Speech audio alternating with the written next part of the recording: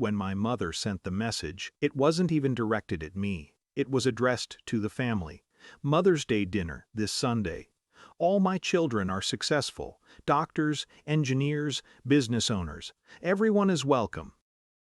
A pause. Except you.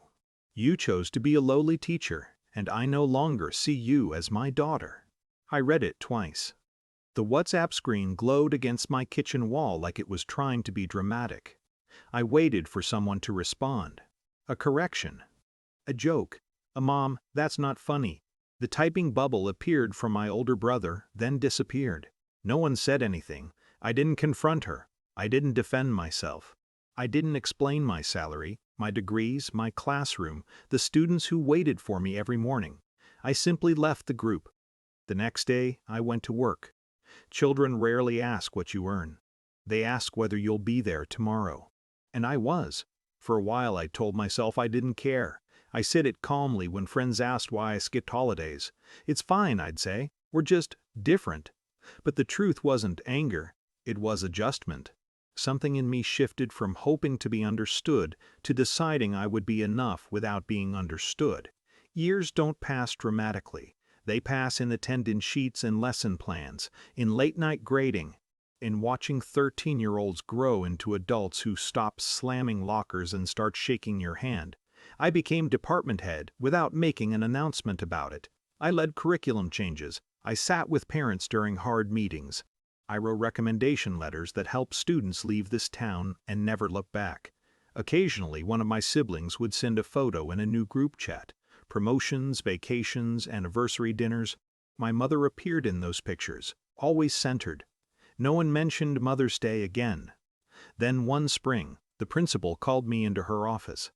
I assumed it was about next year's staffing. Instead, she closed the door and smiled in a way that made me uneasy. "The district is nominating you for Regional Educator of the Year." I laughed, not because it was funny, because it felt misplaced. "I just do my job," I said. "Yes," she replied. "That's the point. I didn't tell my family. I didn't post about it. I filled out the paperwork and returned to class. The ceremony was scheduled for late May. A modest auditorium downtown. Teachers from across the region, administrators, school board members. I almost didn't invite anyone. But the district office sent formal invitations to family members. My principal asked for my mother's name out of courtesy. I gave it to her without thinking much of it. The night of the ceremony, I arrived early and sat alone in the second row. I was studying the program when I felt a familiar perfume drift into the seat beside me. My mother. She wore a navy dress I'd never seen before. Her hair was carefully styled. She didn't look at me immediately. She scanned the room first, assessing the size of the audience, the banners, the photographers. "You didn't tell us," she said quietly. "I didn't know if it would matter," I replied. She folded the program on her lap. "It matters." The ceremony began. Names were called. Applause rose and fell in polite waves. When they announced mine, the superintendent stepped forward with a printed statement. He didn't speak about test scores first. He spoke about impact. "Over the past decade," he said, "this educator has shaped the lives of more than 1,000 students. Her mentorship programs have reduced dropout rates. Her classroom has become a model for inclusive learning across the district." He paused. "In a profession often undervalued, she has demonstrated that teaching is not a fallback, it is leadership." The auditorium applauded. Not dramatically, not thunderously, but steadily. I didn't look at my mother while I walked to the stage. I shook hands. I accepted the plaque. I said thank you. I kept my remarks brief. "I never chose this work because it was impressive," I said. "I chose it because it mattered to me." When I returned to my seat, my mother's eyes were wet. She did not cry loudly. She did not apologize publicly.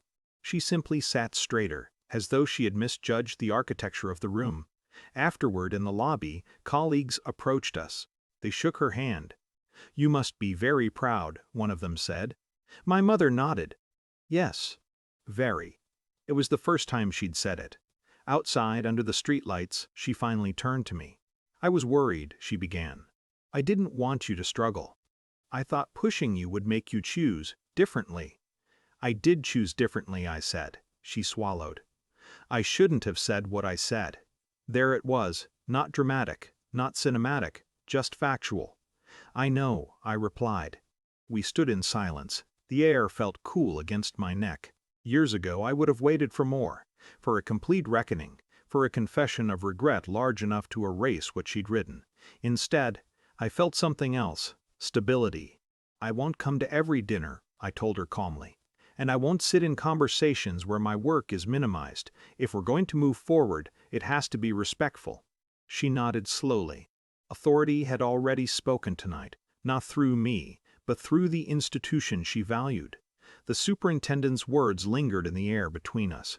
Undeniable. Power didn't flip dramatically. It didn't humiliate her. It simply rebalanced.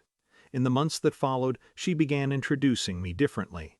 "This is my daughter," she would say at gatherings. "She's a teacher. No adjectives, no comparisons, just the truth. We are not suddenly close. We do not speak every week. Some damage calcifies. But every Mother's Day now I receive a short message. 'Are you free for dinner?' No disclaimers, no rankings. And I answer only if I want to." The plaque from that night hangs in my classroom, slightly crooked because one of my students insisted on helping me mount it. They don't know the history behind it, they just know I'll be there tomorrow. And I will.